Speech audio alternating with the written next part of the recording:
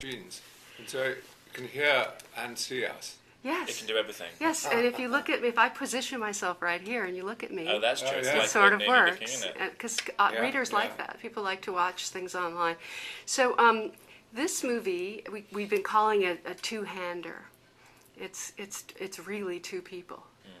And it's based on a book, and I'm curious to know how much of the book's point of view changes and how you effectively made that happen. The book, yes, sorry, go on, Tom. Because to introduce him, the book is really a fragment, and most of the film is made up by Andrew. The book has this, fantastic notion of the girl deep down in the ice, and Andrew's made up the rest. Yeah, I mean, it's probably like 14 pages, the story. That's all it is. It's very, very short. It really is just a short story, 15 pages maybe. But it's got that central idea of the body being found, and that was what always just hit me, like on a very kind of deep level. I'm like, it lingered in my brain for such a long time after I read it. And interestingly, the point of view in the story is actually from the man's perspective. But I feel like I'd seen enough of those stories from the man's perspective, and enough of, like, I've read enough books about, like, a male, later age existential crisis. So I wanted it to be, predominantly from the female perspective, but still understanding, how Jeff is feeling as well. And so it was quite a big expansion. It added the whole party idea and kind of dealt with all that, and that works very well. Yeah, because you're building up to this time moment where something has to happen. Yeah, it's like it is that ticking clock, and I love the idea of it being called 45 years. It's based around this long-term marriage, but it's set over a week, and that's kind of ticking down. Each day something new is kind of happening. Am I right in thinking the days, Monday, Tuesday, Wednesday, they weren't in the script? I can't remember. I don't think so. I think that was a later decision to really kind of solidify it into days. Yeah. And you use repetition too. You have the ritual of the walking of the dog and so forth. The other thing you have in this, although there's plenty of talking, there's also plenty of silence. A lot of long looking at faces, and these two actors, if I may be so bold, support that very well. Have lovely faces. Yeah, it was so important to me that the film started with a lot more. You got the repetition of relationships beginning the film, and then there's a lot of talking as they're trying to communicate, and then there's a stage where that communication kind of just breaks down, and then they drift off into their own worlds and into their silences. And the great thing about both Tom and Charlotte is you can put a camera on their faces and turn it on, and you can get an enormous amount from that, more than you can from them talking about their feelings. And especially given that they're Brits. Especially what? Brits. We're not very good at talking about our feelings in Britain. Yeah, because I talked to a lot of foreign journalists, and I said, don't you think this is like a continental film? Oh, no, it's a British... We do have a strange... I think we're getting better in, Britain, but there's definitely is a sense of, just keeping those things repressed and hidden and silent. And there's something generational, too, about this couple in the sense that it's sort of understood, and argue with me if I'm wrong, that her job in many ways is to take care of her husband and to do everything she can. And he wants to look after her, too, but I wonder if there's a bit of an imbalance there. Well, except my wife, it hit home very strongly. She stood over me after she'd read it. There was any chance of my getting out of this one? No, you're not. And she feels that the film reminds her very much of our life together. But I think a lot of people will feel that. And of course, I'm quite a bit older than my wife. And she did my packing for me.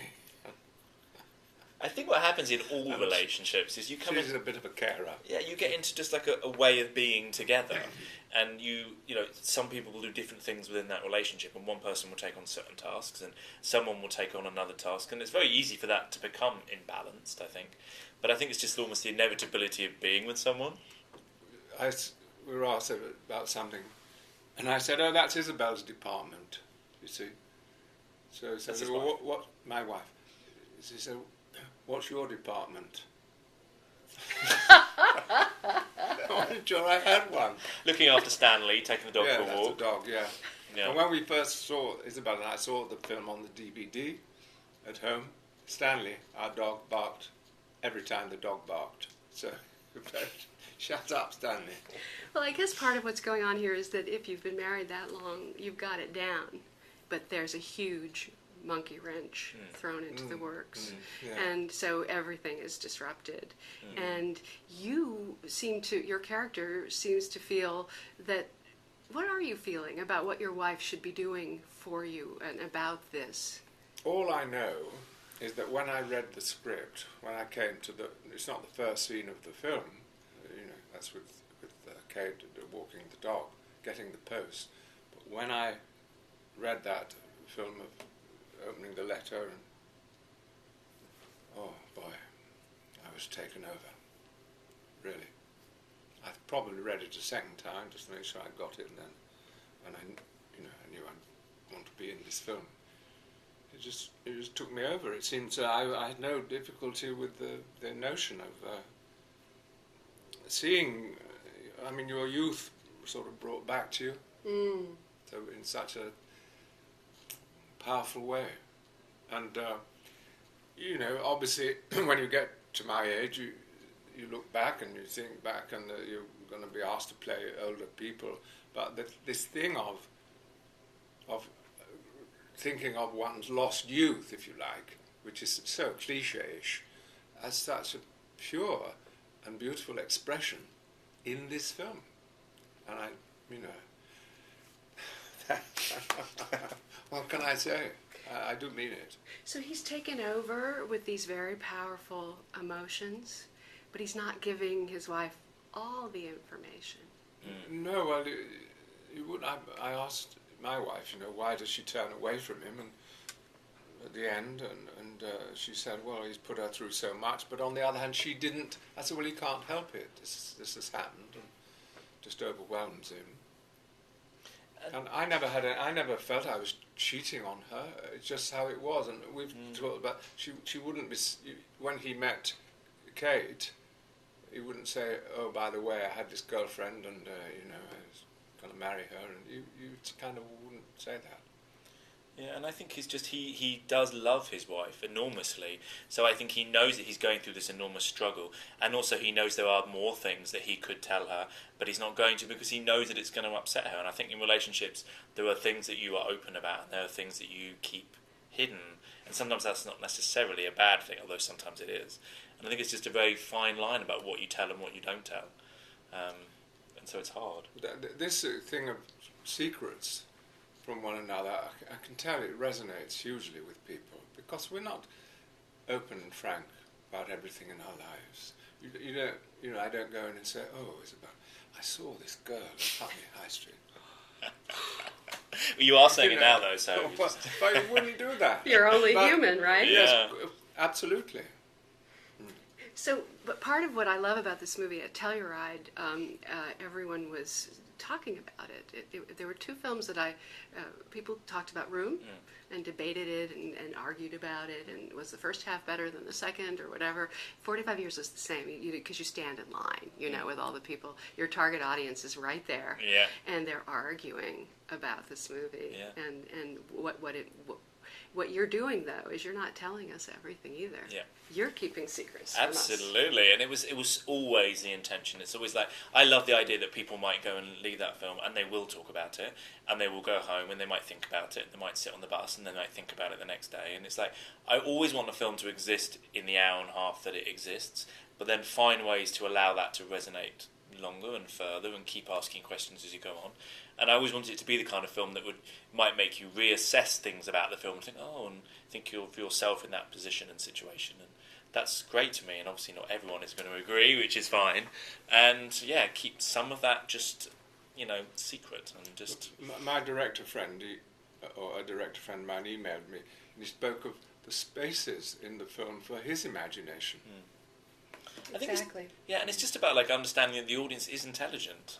People keep saying that the audience isn't, and we must cut faster and make things more clear and put lots of music on to force the emotion. But I just don't believe that the audience always wants that, and they are intelligent and they want to go to a film and bring themselves into it and engage with it on a slightly different level. And that's nice to me if that can happen. So in Telluride, what kinds of responses were you getting from the audience? Yeah, I wasn't there. Tom wasn't there. Like, good. It's so strange because you, as a filmmaker, I don't sit in and watch the screenings. So it's like you do an intro and then you leave, and then you hear from other people or you read a few tweets. So it's very hard to understand. I did have a woman came up to me after on the screen and said, "Oh, you should be in the women's bath restroom. They're all talking about it. That's the best place to be in Telluride, in the restroom." I can tell you that it's true. Yeah. That's where those discussions are So taking place. next time I go to well, maybe after tonight's screening, I'll hide in the stall in the women's bathroom and like. But it's nice. You make a film and then you give it over, and then you're kind of, that has to be it. Then you just let people decide themselves if they like it or they don't like it, or what they love about it or what they don't love about it, and then that's, you just hope that people watch it. So the casting on this must have been a rather important decision for Yeah. you. How did you go about making sure that Mr. Courtenay and Ms. Rampling were the right people for these parts? Yeah, it's the most nerve-wracking bit, is trying to, if you have someone in mind and then they don't want to do it, that's awful, and if you have someone in mind, you just so desperately want them to do it. And it was so, there's obviously a lot of actors of a certain generation that could have been in this, but it had to feel like distinct, and I wanted these to be, there's two people in a relationship, but they're still distinct individually as well, if that makes sense. And I feel like both Tom and Charlotte have that. And I didn't want just like an angry old man and a weak woman, which you often see in a lot of those films, you know what I mean? And neither Charlotte or Tom are that. Tom has like a sensitivity and a vulnerability, and Charlotte has a strength, and that kind of made perfect sense to me. And I could imagine that I think in relationships you want someone that has the parts of you that you don't have all the time, so you can find a way to like mesh as a whole. And I feel like that Tom and Charlotte seem to have that for me when I imagine them, so it just kind of made sense. It's very clever. How did you all work together in terms of preparing the material? We didn't do much preparation. We met, and Charlotte and I read our scenes to Andrew, and we talked about it a bit. And Andrew talked to Charlotte, and then he had lunch with me, and then we met, and Andrew and Charlotte and I read our scenes, then we went off and had a drink, and that was it. But we all did. I mean, I was taken over. I wanted to learn my lines, the day I'd read it. Because I was saying, my wife and I went to Venice, and I was saying, wasn't it lovely in Venice? And my wife says, you weren't there. She said, you were trailing behind me. You were in Norfolk already. You'd gone. And the thing took me over. And I know Charlotte felt the same. Talk to me a little bit about, sorry Andrew, talk to me a little bit about Andrew's writing. Well, I just told him that the moments when he describes the girl's death, because people said, oh, what was it like filming in Switzerland? I said, we never went near the place. It's all Jeff's description of in the mountains and when she died. But it's entirely from his imagination. There's nothing of this in the book. But just shortly before she died, she fell. He's gone round the corner with a guide they'd picked up, and he's jealous of the guide because he speaks German, she's German better than, and he feels excluded, and they're flirting. Then they go round the corner, and he hears her laughter. The last thing but one that I heard was her laughter. And I thought, my Christ, did this upset me. But then there was her scream. That is fantastic writing, and I just loved doing it. One of the favorite scenes for me is when the women are all together, and you actually have some amazing lines in there about observing the state of marriage and how marriages work. Where do you're? How do you know all this stuff? I don't know, it just seems to make sense to me. I don't know what it... I mean, it's so weird, like, writing the characters, I feel like I am part Kate, part Jeff, without a doubt. Like, I feel all those things that both of those people feel. It's so strange. I really do feel like I understand both of those characters, and they make total sense to me.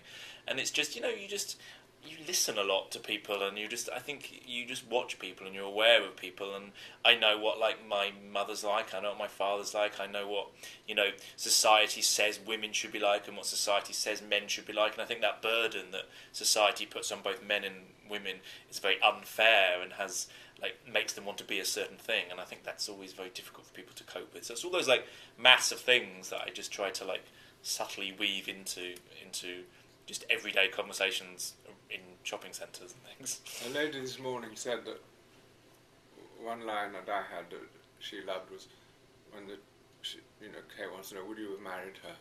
He said, we would have married each other or one another. Each other, yeah. We would have married each other. And they said, hit this lady hard, because it really is. He doesn't know what he's saying. Actually. Yeah. It's a powerful blow. It's quite, low. Sure, Yeah. But then He that's seems how he felt. unaware of her feelings. Yeah, he does seem sometimes. unaware. And he is unaware, I think. Yeah, yeah. It's just words, but then it's Well, just the people power of those are words. Self-absorbed. Yeah. It's not just me. And I think as you get older, you just, I think everybody's self-absorbed. You can't help it.